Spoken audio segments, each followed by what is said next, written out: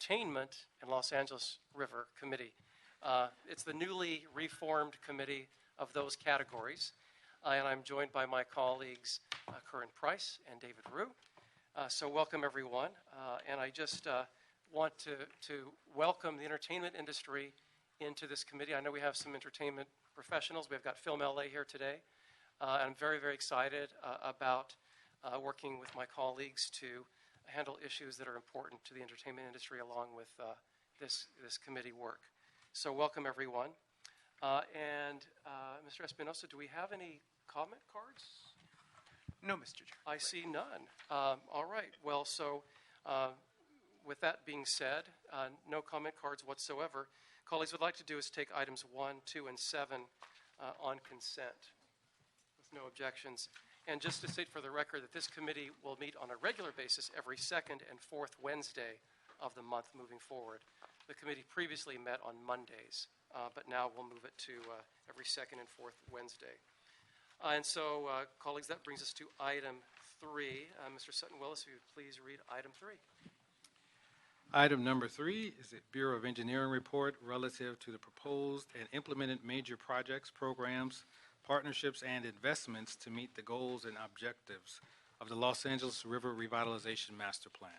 Thank you, sir. And I know we have Michael Effelt from the Mayor's River Works office, and then, sir, from BOE. Chris Johnson, Bureau of Engineering. Mr. Johnson from Bureau of Engineering. Okay, gentlemen, please share with us what you have. Okay, great. Thanks so much. I'll start. Again, Mike Affelt from the LA River Works team, and really excited to be here in front of this iteration of the committee. Thank you very much for having me. So I'll just give a few highlights of projects, programs, progress over the past year, and won't cover everything that's in the written report in the file, just a few highlights.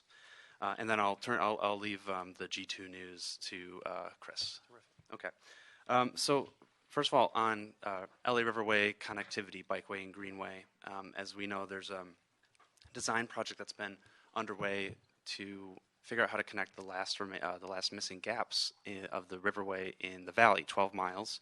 So Bureau of Engineering has been in the lead with the design team, really fantastic design team on that, led by Gruen Associates. That is a project that is we've co-invested with LA County to execute. So that team has reached the point where they're just about at a final alignment recommendation and have put together some cost estimates and recommendations to proceed, and are doing some internal kind of vetting within the city, and then would like to bring that that alignment out to the public in the coming few weeks, couple of months, for a look over. So really excited to see the work that has come out of that project. Also, in the connectivity world, Metro is preparing to work on the piece that they are leading through downtown, the missing gap. The staff at Metro, as I understand, are working on assembling an RFP, request for proposal, to solicit design work that they would like to issue by the end of about this year or so, to get designers on board to design that gap that's about 6 miles through downtown LA. Other news this year, we're really happy to celebrate the groundbreaking of Albion Riverside Park in Lincoln Heights. That's going to be a brand new park next to the river. Chris's group has also been involved with that, the Prop O team. It's going to be open space, active recreation, passive recreation, water capture and quality features. It's going to be amazing. Just right on the banks on the east side of the river in Lincoln Heights. And so that broke ground in May. In May. In other news, the Taylor Yard bicycle and pedestrian bridge project that's been really in the works since the 90s is moving right along. I believe the team is at about 75% design. And as some folks may recall, that project stemmed from an agreement with the community, essentially, from the installation of the central maintenance facility, the MetroLink facility there. Long story. But the result now is that Metro is preparing to honor its funding commitment to that bridge and is going to pony up the construction costs once it gets to that point. So a Bureau of Engineering team is leading that design. The River Cooperation Committee, which is a partnership, as we know, between the city, the county, U.S. Army Corps of Engineers, has continued to meet on a quarterly basis. The most recent meeting of that committee was held just in July, and we're really excited that at that meeting, the committee recommended a proposed mural project in Council District 4, which would be proposed to be along the river's wall, river's bank, viewable from the bike path right outside the Ferraro Fields facility. Just a concept, a proposal at this point, long way to go to bring that to fruition, but the city's Department of Cultural Affairs is interested in working with the proponent to bring that to reality. So excited about that. In a slightly different sort of news, kind of redevelopment news, the Lincoln Heights Jail redevelopment proposal is that's being led by the CAO's office, and there is the proposal sort of in its active solicitation process now. So fielding proposals from the development community about how to repurpose that project or that facility into a great river project. Of course, this year was capped off by a really fantastic LA River Day hosted by your office, sir, which was really an exciting event at which there were some conceptual designs shown that Bureau of Engineering worked on earlier this year with 7 design firms about reimagining what could be possible for some pieces of the downtown LA river corridor. How do we work within the context of that infrastructure that exists to bring forward the revitalization that we want? So again, concept level, but I know those 7 firms were really excited to show that work on River Day, and we're appreciative that they were honored as part of the ceremony. And of course, the most important news that we've been working on is moving forward with the U.S. Army Corps of Engineers on the LA River Ecosystem Restoration recommended plan, right, Alternative 20. So, so far so just to catch up a little bit, it was in June of 2016 that the city adopted that plan, and its EAR, Alternative 20, adopted that plan, and then just a few months later in December, U.S. Congress included that plan in its Water Infrastructure Improvements for the Nation, WIN Act of 2016, which was signed into law by President Obama at the end of his term. So that meant at that point that we had a locally and federally authorized project. So far this year, what has been happening between Bureau of Engineering, our office, and the Army Corps is crafting what is the best proposal, what is the best foot forward to get into the actual design and implementation phase. So there actually will be a full detailed report on that item that Bureau of Engineering would like to bring forward, hopefully, sir, at the August 23rd meeting of this committee for consideration, which will propose a formulation of the first phase of design and lay out the expectations for that process, the schedule, and the costs, and the city's role, et cetera. So I don't know if we want to get too deep into it today because, as I said, there will be a full report coming. So we're really excited to bring that forward, have previewed that a little bit with the LA River Interdepartmental Task Force that has kind of resumed its meetings. I know that's something that that you've been involved with in the past. So those meetings have started again to coordinate folks around this effort. So I'll stop there and I'll turn it over to Chris, and of course, any questions you have, I'd be happy to answer. Good afternoon, Chris Johnson, Bureau of Engineering. This past March, the city finalized purchase on the 42-acre G2 Taylor Yard parcel adjacent to the LA River in CD1. This is a kind of milestone accomplishment for the LA River. And moving forward, we're looking at proceeding with site cleanup, developing possible interim and long-term uses. And to that end, the Bureau of Engineering has issued a task order solicitation to receive proposals for this work. We anticipate receiving those this coming Monday and look forward to making a selection sometime in September. Funding for this work will be done by California Coastal Conservancy grant secured for $2 million. That's a reimbursement grant.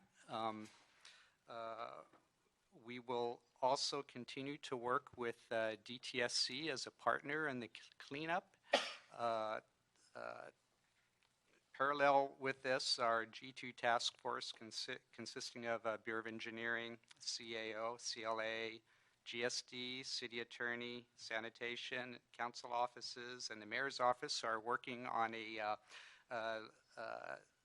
lease agreement with Metrolink, who owns Teltrack at the southwest edge of the property near the Taylor Yard Bridge. They would like to relocate that tail track, and so we're working with them to accomplish that. We're also looking to complete an easement sale over a portion of the site to the Mountain Recreation and Conservation Authority, the MRCA, for expected amount of $20 million. This is currently being worked on with the CLA as the lead, and we anticipate it will be heard at their August 24th hearing. Very glad to hear that. Yes. Yeah, especially with CLA's involvement, so that the city gets the, our interests are expressed in that particular lease, easement agreement. That's good to hear. Right. So moving forward, the primary scope of work for our TOS or our proposals that we'll award in September will be further site assessments that'll give us some guidance towards possible future uses. We anticipate those site assessments to take about a year, so we'll be reporting back to council on what the options are for uses of the site moving forward. Great. Thank you so much. Okay, questions? Anything else? So questions and some thoughts. I jotted some down and prepared some in advance. Let's talk about the tail track move to start with in relation to, better access, or in relation to just practical access to the bridge that we're going to build roughly between the State Park and Doris Place across the river in Elysian Valley, what the relationship is to that tail track and the new bridge, because I know they're near one another, and I also know that we had to, through considerable work and lobbying and conversations, get Union Pacific to agree to allowing easement for use, for public use, once the bridge is built. So is there anything to that relationship with the tail track relocation and the bridge and access? So let me see if I can, answer that. That bridge, the Taylor Yard pedestrian bicycle bridge, needs to land right around that area. Yes, where that existing tail track is. If that tail track is still in that place and in operation, even if it's very infrequent operation, it means that bridge project needs to cross it as an active rail line, which means that there has to be, signal equipment and et cetera, right? The full-on bells and whistles and arms. Which and is, so it adds cost, it adds, complexity, it adds, it's not, it's not the desired outcome. So, my best understanding of the desired outcome of coordination between that project, Metrolink, now it helps that we own G2, because it's within that property, is that by the time that bridge is ready to land there, hopefully that track is ready to move elsewhere on the site. So then that brings up the work that Chris and others are working on with Metrolink on where, when, how much is going to cost Metrolink to effectuate that move. So those details are kind of in the works now. But our goal is that you align that to, that it can happen, if not right away, then soon enough afterwards that we don't have to put in a bunch of equipment that becomes obsolete. Terrific. As long as there's a great awareness of the connection of the two and the relationship. Okay, perfect. Thank you. In terms of just a few general questions, you kind of explained some of the tasks with regard to MRCA and the G2 property and the CLA's involvement in the easement purchase agreement and all that. That was very important. We wanted to bake that into the overall agreement so that, again, the city could assert what its best interests are in terms of that 42 acres So that's great. Can we talk a little bit about the county in relation? What do you know about the county with their update from the late 90s, their LA River master plan? Right. Thanks for the question. So, yeah, I think a lot of us, and I'm sure the community is really eager to find out more from the county about what the exact plans will be to update it. So, just to refresh, 1996, LA County issued their river master plan focused largely on the trail system, but also did great things like establish the plant palette, which we still use, et cetera.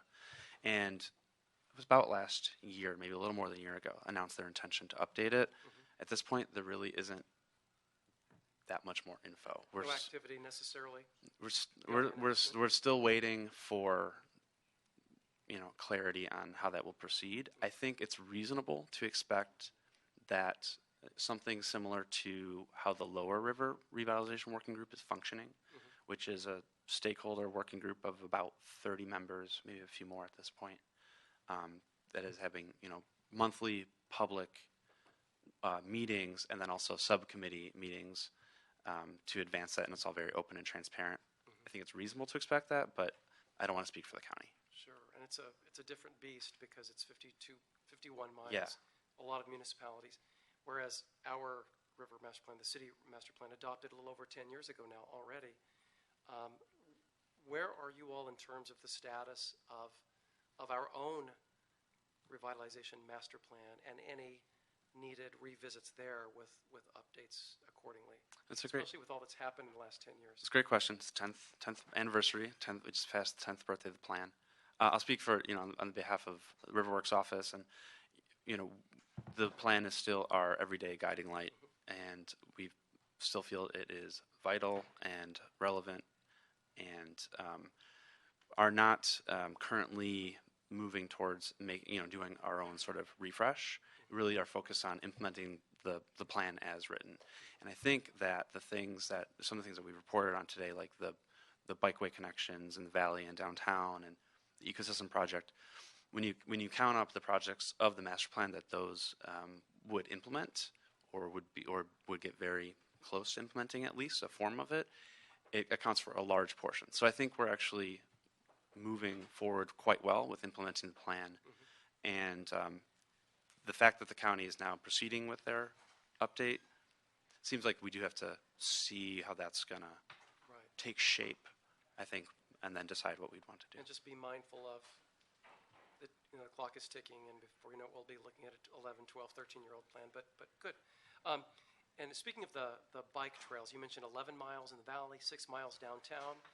That's 17 miles of a 31-plus mile portion of the river that's in L.A. What other gaps? Have you taken a look at what other gaps exist? Yeah, and I think I actually misstated the 6. I think it's actually 8 downtown and 12 in the valley, which when all of that's complete, actually, we would have a fully complete system. Okay. If it's a lot of work to get there, and it's going to cost a fair bit of money. Luckily, Measure M has already outlined $420 million for that purpose. Just for the bike lanes alone? Just for the bike path, $365 million of that is allocated for the downtown piece, and $60 million is earmarked for the valley. We're going to need more than that for sure, so we're going to have to leverage that. But those two gaps, the 12 miles in the valley and the 8 miles downtown, once we fully complete that, will mean that we have done the job. Okay. Yeah, like a bicycle superhighway. You can get from Canoga Park to Long Beach when that's done. Wow. So it's just about now moving from that, kind of feasibility alignment phase into portioning out the design and then construction, obviously. Terrific. Okay, colleagues. Questions, comments? I just wanted to thank the chair for making this a reoccurring report regarding the LA River Master Plan. There's a lot of exciting things going on. Fully supportive of that new mural that just came up recently. Great. And thank you for supporting all those permitting processes and getting all the different jurisdictions together. The bike plan, the bike path, you said how much again? Well, I said that Measure M had allocated. Measure M. Measure M, yeah. So it's within Measure M, both the downtown piece and the valley piece separately as separate line items. Because the city, my office, several of the council offices, the mayor's office, and I believe Sheila Kuehl, we all combined put in about 1.5 million, right? Or yeah. So that was the design effort. We, your office and others co-invested with the county. The city and the county have so far shared the first $6 million of cost to do the design effort. Right. So that alignment, the alignment selection of that effort is wrapping up. Then we'll move into detailed design and start figuring out what we want to build. Great. Mr. Yeah, I just want to compliment you on the thoroughness of the report. Sounds like been very busy. Of course, the community has been very busy on the project, and it's moving forward. Mr. Chairman, appreciate your leadership on it. I got a question though about the HOPE teams. You know, homelessness is a big issue, even on the river, and so just kind of curious what we've done in the past, and then I know there's some money in the budget now to be a little more proactive. You could share with us kind of what those proactive actions will be. Thank you for bringing that up. I neglected to mention that in my verbal report. So the HOPE teams and their sort of multidisciplinary specialty force to help do outreach and cleanups is something that this year's budget, the recently approved budget, is going to bring to bear to the river specifically.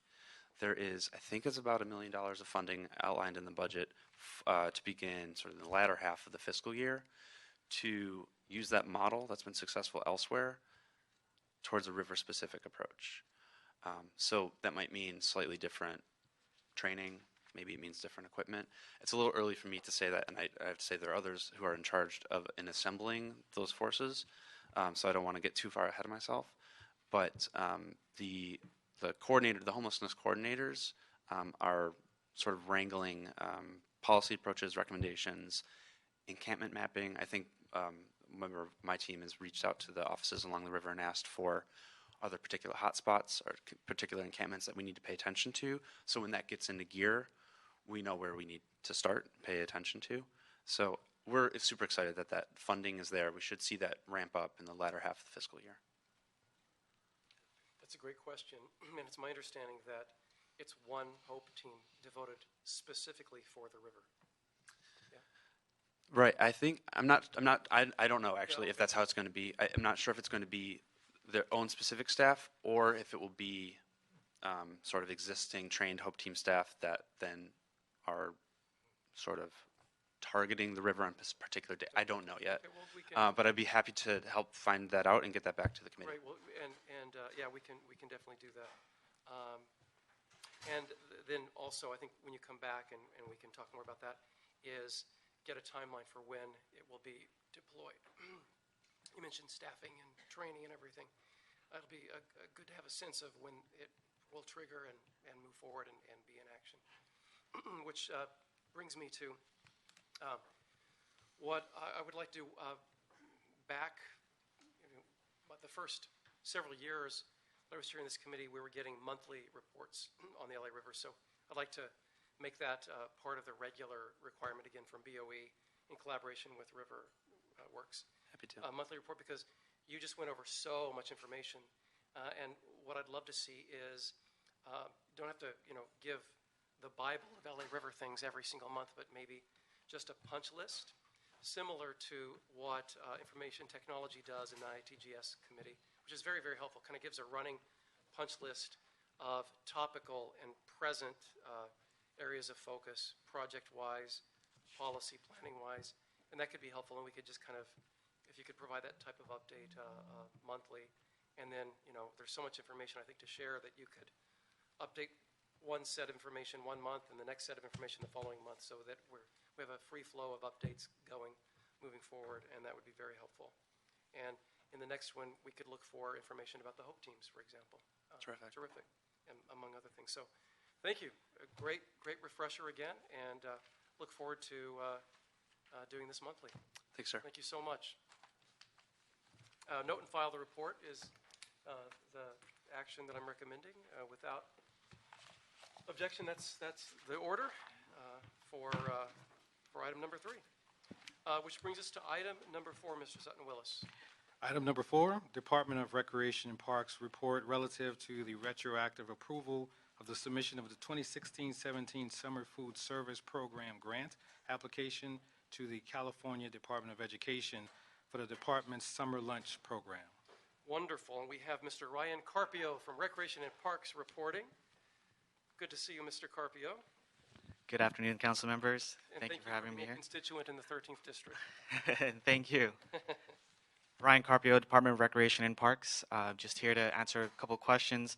I am not usually the person to report on this, but I know that Sophia, who has done, Sophia Pena-Cortez from our office has done a great job on this, and Vicky Israel aren't able to be here. So, but they wanted to also give a shout out to STAR and LAUSD on this very consistent program that we've had for about maybe 30 plus years in the city of Los Angeles. So. But the summer meals program started Right. in the summer of 2014, That's right. and it was a continuation from in a partnership with LAUSD. Since that time, we've gotten, we beat back some price increases that have made the summer meals program more viable.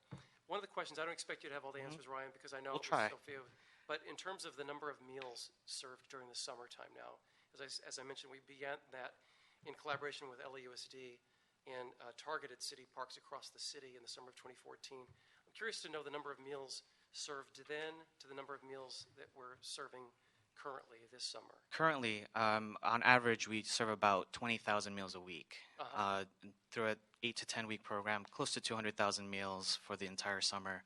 And this is free to kids 0 through, I think, maybe 17 or 18 in about 100 of our sites. So this is a drop-in program. It's really well run, really well managed, and we follow good food policies. And when you think about 200,000 meals over the summer, I think it's an accomplishment that we don't usually talk about very often. But I appreciate you bringing it up. So yeah, our good food policy program, we incorporated into this the first year that we started serving the meals. And what we found out, and the reason I think that so many of us had such a passion about this, is the healthy meals would just cease for a lot of kids in need from the time the school year ended, and there was a huge gap.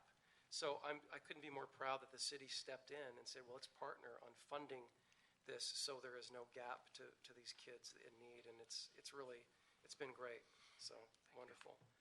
So you went over the amount of lunches served. Can you talk a little bit about the criteria? Because we talk about kids in need specifically. Sure. The criteria we have is throughout the city, we have parks that are, we have a lot of, based on the need of the population, based on the location, but we actually have over 100 sites all throughout the districts. Also, it coincides with folks who have a summer program already within LAUSD. So it kind of coincides with how we use our parks to serve those folks as well. That's the criteria that I know, and we partner up with LAUSD pretty well on that. So where the areas that they serve, we also serve in the same capacity. And as far as my last question, the leftover lunches. Yeah. We know that sometimes there's leftover lunches. Sure. And so what's the... So I think to minimize that, we actually order foods. I just talked to Vicky about this. We order food daily, and we want to make sure that we minimize all the waste that we have. But also to combat that, we have a minimum of about 20 meals per site to order, and there's a reason for the drop-in program. We have a way to distribute the food within hours of how they're delivered. It's part of the requirements that we have. And so we never want to order more than we're capable of distributing. I don't know. I'm sure there are some moments where you're going to have some leftovers. I'm sure that there are ways to, get some of those apples to have as snacks later on. But I don't know specifically if we ever pull that together or if we donate. But I know we have some criteria on how to minimize waste. And so we usually do it on the front end. We want to make sure that, for example, on camp days, we know we have to order more. And on days around 4th of July, when we know there aren't going to be a lot of people, we're going to order a lot less. So we're very cognizant of that. We know that we know who are the repeat folks that come to us again and again, and we also want to make sure that people know that it's free. And so we'd rather run out of food while giving it away to folks. So, but I can get more specific numbers for you if you so desire. And again, lastly, this really is Sure. lastly. When we talk about this again, I'd love to hear a report, verbal or otherwise, on other recreation centers that you're hearing from who would love to also participate in the program based on requests or Sure. surrounding demographics that demonstrate that there is food deprivation in families near our rec centers, so that we can take a look at really the needs, so that we can then consider identifying additional funding to grow the program even more broadly in the summer. Absolutely. That sounds great. Great. Colleagues? No? All right. Thank you so much. Thank you, Mr. Carpio. So approve the Recreation and Parks Report recommendations without objection. That'll be the order there. And that takes us to item 5, colleagues. Item number 5, a motion Blumenfield-Buscaino relative to taking the lead on a Reseda Ice Rink project as an LA for Kids Proposition K program to ensure acquisition of the necessary CRA parcels in a timely manner, and preparing a financing plan to acquire the CRLA parcels and build a Reseda Ice Rink and roller rink project. Thank you. And we have Kathy Santo Domingo from Recreation Parks, Neil Drucker from Bureau of Engineering, and John Wickham is here to report on this. So please. Council members, this is a Proposition K project that's been long in the books. I know in working in Proposition K years ago, the city, in terms of recreation parks and Bureau of Engineering, simply is not able to move an acquisition project. With this current project that's being proposed, it's really an opportunity for both the department and the city family to have an ice rink facility. In working with Council District 3 and with the CLA's office. Neil Drucker is our project manager for this particular project, and we've looked through various iterations on how to be able to deliver a successful ice rink, and I think we're well on our way to getting that project moving. Thank you, Kathy. Yeah, as Kathy said, we've been working with the Council Office, CLA, CAO, and the City Attorney's Office, as well as various other parties for probably the last 2.5 years. We've really been working on this project for over 10 years, looking at various sites, but none of them have really panned out. We believe we finally found a site that works for the city and works for the project, and this is a site located within Reseda. It's on the westerly side, actually the southwesterly side of Sherman Way, just east of Reseda. It's an area that is a CRA redevelopment area, and the city would be actually purchasing the property from the CRA successor agency, and I think John can give a little bit more information about that if you have specific questions. We would then be developing the property, actually 2 properties, to include ice rink, a roller rink, and then on a second parcel, we would develop the parking for the project. And we are working with the council office. How large is the site? Yes. Excuse me. How large is the site? The site total, hold on, I'm sorry. It's somewhere around 2 acres. Trish, do you have the total between the 2 sites? Somewhere around just over 2 acres, yes. And it would be a separate 1 roller rink and 1 ice rink? Correct, yes. Yeah, there'd be a full size of each on the same parcel. The idea, the roller rink could be an outdoor facility, and that's what the intent is. The ice rink, although it could be outdoors, what we've seen from the other city outdoor facilities, it makes it very, very expensive to operate as an outdoor facility, and that's why Pershing Square, for example, is only open during the winter months. Right. So the idea would be to build an indoor facility which would allow us to run it 365 days a year.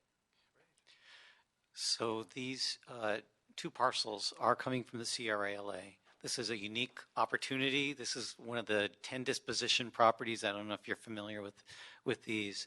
CRA identified 10 parcels. City gave the city the right to develop them. And we have very, very tight deadlines in trying to develop a project on these parcels, including this one.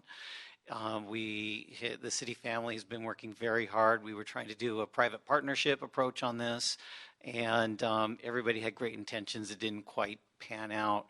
And recently, working with the council office, determined that this really made sense to make it a city project under Prop K, and with Rec and Parks and BOE as the lead, they can take this over the line, get this project done. So again, the whole city family, Rec and Parks, BOE, CLA, CAO, the council office are focused on meeting the deadlines in front of us. And BOE is working on the designs, and I think they've made a good deal of progress. We need to get that costed out. And as soon as we get those costs, we will be identifying the sources of funding needed to complete the project. And we need to deal with this in two ways. One, we need to have the total funding for the project, but we also need to make sure that we have cash flow in order to build the project, take the property down from the CRA, actually buy it from them, and get and do the construction. So we're working on the funding plan in those two paths. Okay, and so what I'd like to do is, anything else to add to this? I'd like to have Tricia Robbins-Casson from Bob Blumenfield's office to report, and there's an extra chair here, and if you wouldn't mind, and then we can open up for comments or questions. Yeah. Thank you and welcome. Thank you. So Tricia Robbins-Casson, Economic Development Deputy, Councilmember Bob Blumenfield. We have been working with city departments on this project for, as John and Neil alluded, 2 to 3 years now. And this is the third iteration. These are CRA properties, and as John mentioned, we have a very tight timeline in order to exercise our options for those properties. And they are in two particular positions in Reseda that represent an opportunity for a truly catalytic couple of developments. This is on the south side, as Neil said, of Sherman Way. On the north side of Sherman Way, about 2 blocks down, the Reseda Theater exists there. And we're working with Lemley Theaters to put in a 6-screen movie theater as well as 100% affordable senior housing on the second portion of that property. But between these two projects, this is, I should also say, our great street. Between these two projects, which are located within a central business district that's comprised of storefronts that have been built between 1915 and 1960, more or less.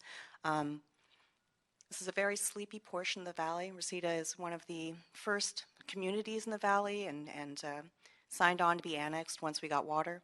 And it is, these are the two best hopes for reigniting that particular area and bringing customers back and giving residents more than anything else a place to walk to on a Saturday night and to have something fun to do with their family. So we thank the city departments for embracing this project and working so fervently on it, and we are very thankful for their help in finding the funds to go ahead and complete it. Mm-hmm. Sounds very intriguing and interesting and hopeful. Question about, you mentioned the parking lot. Is with the future parking lot, is that city owned or does that have to be acquired as well, just out of curiosity? And is that where Lemley's comes in?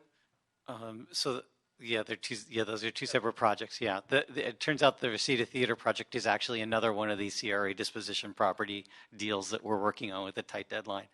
But there are two parcels, and one parcel will have both of the rinks, and the other parcel will have public parking on it that will serve the community, that'll definitely serve the ice rinks. So it will be a city-owned parking lot. And currently, none of the parcels that are assembled belong to the city. It would just be that, like you said, the CRA. Yeah, the CRA currently holds title to the properties. All right. And you mentioned something about a joint use didn't pan out. You spared me the details, but that was attempted. Yes, we were working very hard. I mean, and as I said, people had great intentions on a public-private partnership. There were 3 different private parties that were working with the city to make this work, and circumstances just kind of didn't work out. I think there's still hope that there will be a private component in this project. I think there's been some positive news lately, and I think when we come back with our final report on this, you'll be able to see the details on that, but we're still working out the negotiations on it. Terrific. Very exciting. Colleagues, questions, comments, thoughts? Anyone up to revitalize roller boogie from the late 70s? Bring it on. High knee socks and short shorts? All right. No, that's great. So I recommend that we adopt the motion and then prepare to learn how to ice skate. All right. Thank you so much. Thank you. All right. And that brings us to item 6. And I'm going to hear the comment cards first, but please read the item. Item number 6, a Zoo Department report relative to an amendment to the operating agreement with the Greater Los Angeles Zoo Association, providing a one-year extension until August 31, 2018 for the concessions agreement. Thank you. Mr. Lewis, I think we'll hear comment cards first. Let's see, we got 1, 2, 3.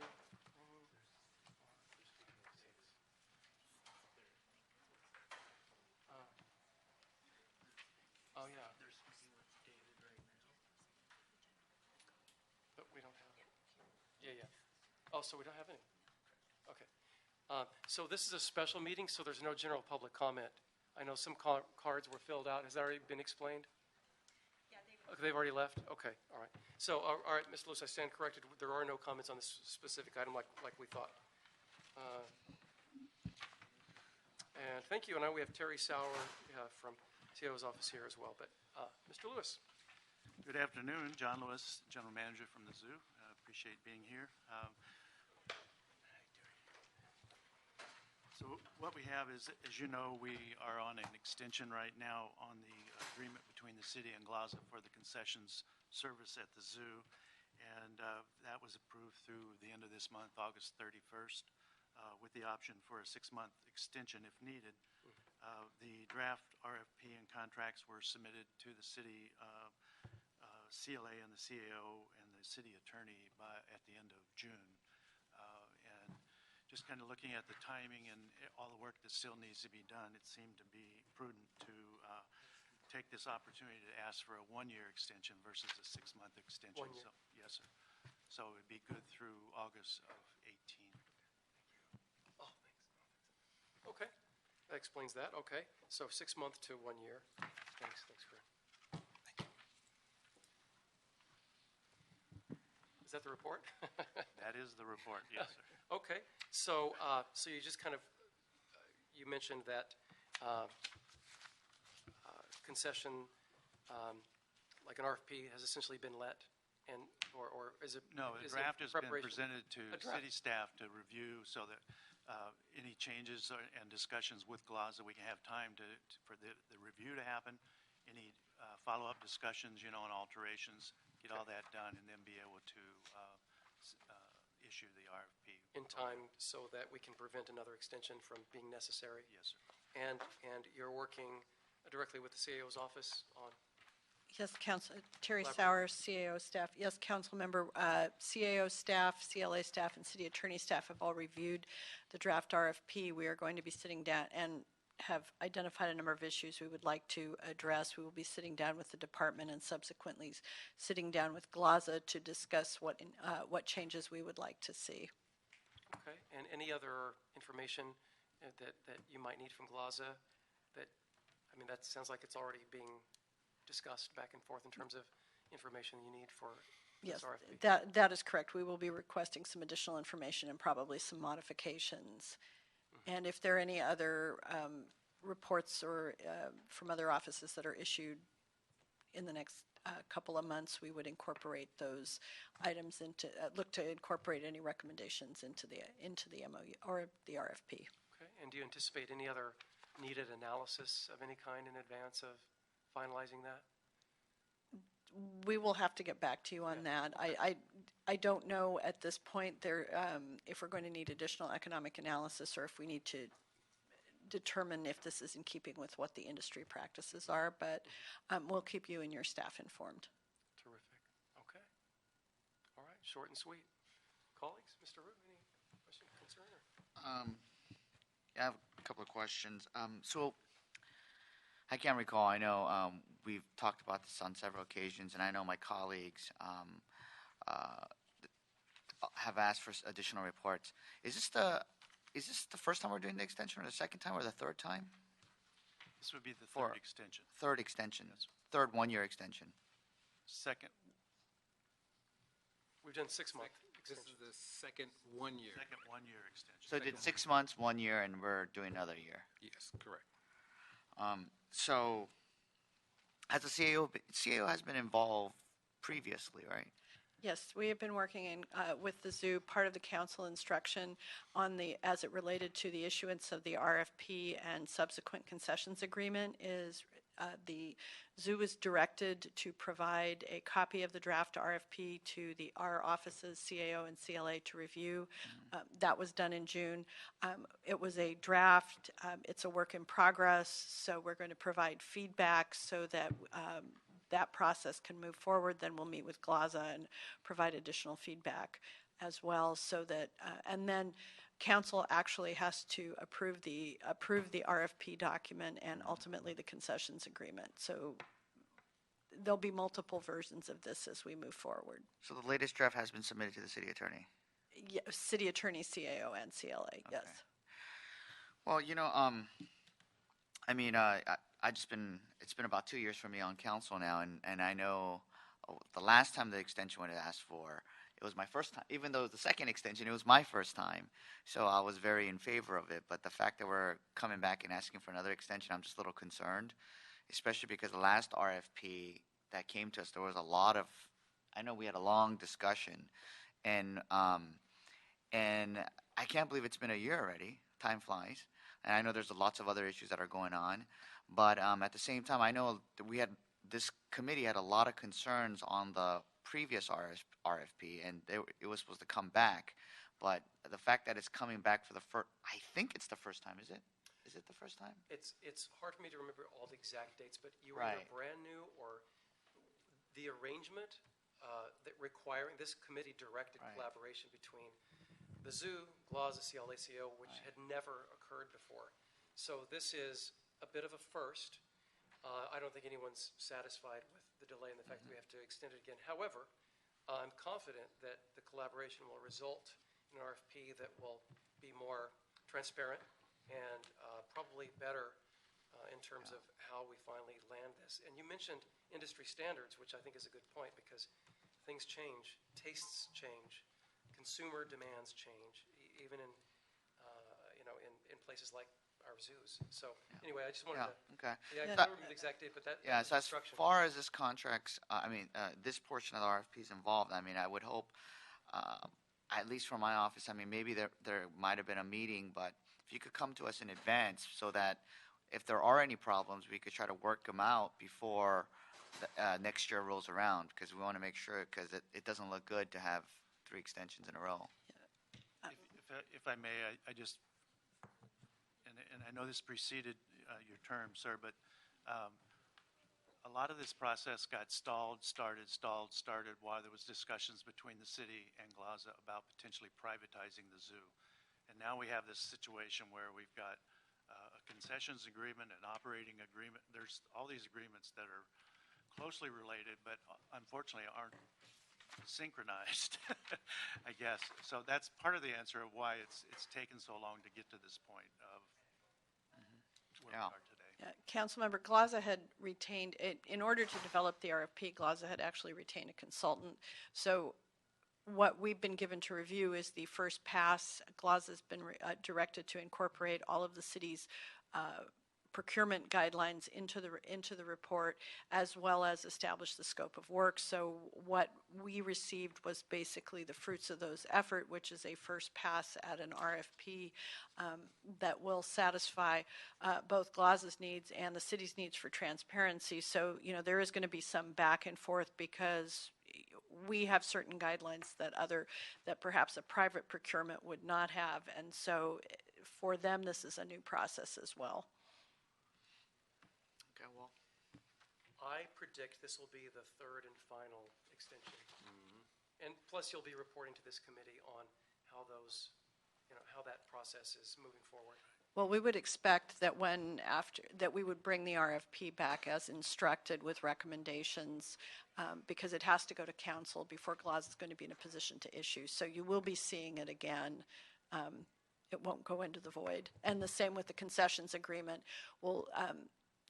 Your committee instructed that our offices review and return, and it be submitted to council for approval. So we've actually are slightly ahead of the game on that, in that's sort of the first pass. Appreciate the efforts. Is this just food and beverage, or food beverages that? It's food, T-shirts? food and beverage and retail, yes, sir. So So T-shirts and everything. But right now it's under one contract, but that may change with the new RFP. We might have one contractor for retail and a different one for food and But right now, there's one Yes. concession does it all. Yes. And how long, I know there've been three one-year extensions, but how long has that contractor had the concession? Well, this particular contractor, it's been about 25 years, is that right? 20 years? Lose count. And this popped into my head within the conversation, so remind me, are we incorporating good food purchasing? Yes, We are, sir. right? Yes, Yeah, council has already we instructed that. We probably incorporated that a couple of years ago. My memory gets foggy on this, but that's a good thing because healthy meals for kids and all that. I mean, who doesn't love a churro, right? But to offer healthy food for school kids is a good thing too. And based on Councilmember Price's question, I think the other concern was the city is RFPing it out to Glaza, who in turn is RFPing it out to other food vendors. So I think we wanted to make sure that was kind of tightened up and with industry standards and because the contracting periods and all of that other stuff. So I think that was one of the big questions that we had too. So. Any comment on that? Council member, basically what's in place now is there's an operating agreement between the city and Glaza, but there is also, which was entered into in 1997. Prior to that, there was a concessions agreement between the city and Glaza that allowed Glaza to operate the concessions. The operating agreement allowed Glaza to transition to a third-party operator. The original concessions agreement from 1980 actually spells out the revenue sharing agreement, and that's one of the issues is these agreements are not all in sync at the same time, and there is some desire to put them all on the same timeline, and that's one of the challenges that we're facing. And that's something I would be agreeable to, and that possibly we could discuss at a later time in this committee because there were multiple, and that's why I'm a little. Because I know we came multiple times and there were multiple requests for different types of reports, which would all revolves around these MOUs with Glaza, which are all bifurcated because of the history. And I remember it gets a little complicated. And that's why, one issue pertains to the other and it affects each other, yet it's separate. So I'm aware of those issues. But it would be great to kind of wrap it all together. I know there's some other outstanding reports that the committee has asked for. So it's kind of jigsawing it all together. Right, Ms. Sauer just mentioned the operating agreement, which doesn't expire until 2022. Correct. 25 year. So we inherited, this council inherited cascading long-term contracts, really complicated, that none of us had the advantage of participating in back in the And one day. of the reasons the concessions agreement is a holdover from when the zoo department was part of Recreation and Parks. Right. When it became its own department in 1997, rather than, at that point in time, rather than redo the concessions agreement, it was amended as part of the process of creating the operating agreement and creating the zoo department to allow for more flexibility and allow Glaza to move toward a third-party agreement at that point in time. But the concessions agreement still had it, at that point in time, was going to expire in 2016, so there was no move to make that change at that time. That's a great point. Yeah, there's quite a storied history to all of this, and that makes a lot of sense. All right, well thank you so much, thank you, Glaza, for your work in species preservation and all your work. Thank you. Thank you. All right, thank you so much. So what we'll do on that is I approve the recommendations and the zoo department report. Excellent. Without objection, that'll be the order, and I believe that is it. There are no other items. We're So done, this sir. meeting is adjourned. Thank you. Thank